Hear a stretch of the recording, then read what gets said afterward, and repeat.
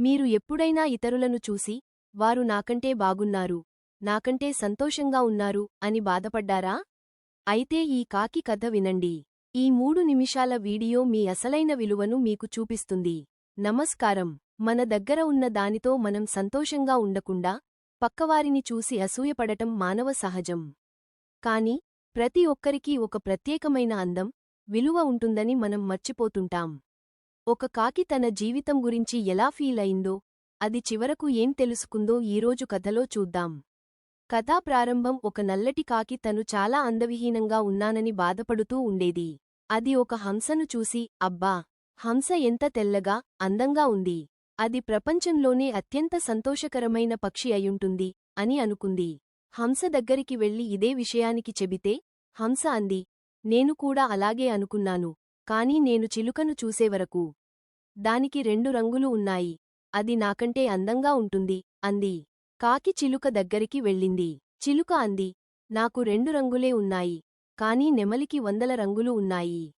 అదే ప్రపంచంలో అత్యంత అందమైన పక్షి, అంది. చివరికి కాకి జూలో ఉన్న నెమలి దగ్గరికి వెళ్ళింది. వేలాది మంది నెమలిని చూడటానికి వచ్చారు.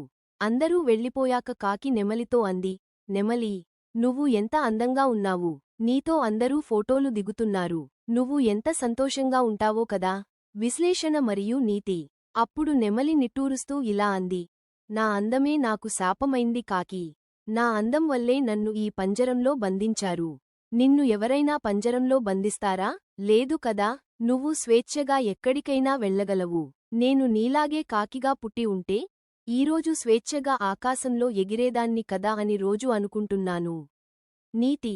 మన దగ్గర లేని దాని గురించి ఆలోచించి బాధపడటం మానేసి, మన దగ్గర ఉన్న దాని విలువను గుర్తిస్తే మనకంటే సంతోషవంతులు ఇంకెవరూ ఉండరు.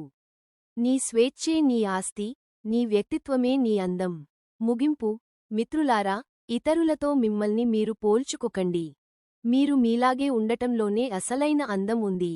ఈ కథ మీకు నచ్చితే లైక్ చేయండి మరియు మీ మిత్రులకు షేర్ చేయండి. ఇలాంటి మరిన్ని మంచి వీడియోల కోసం భాగ్య బాలాజీ క్రియేషన్స్ని సబ్స్క్రైబ్ చేసుకోండి. నేను మీ మేధా. మళ్ళీ రేపటి కథలో కలుద్దాం.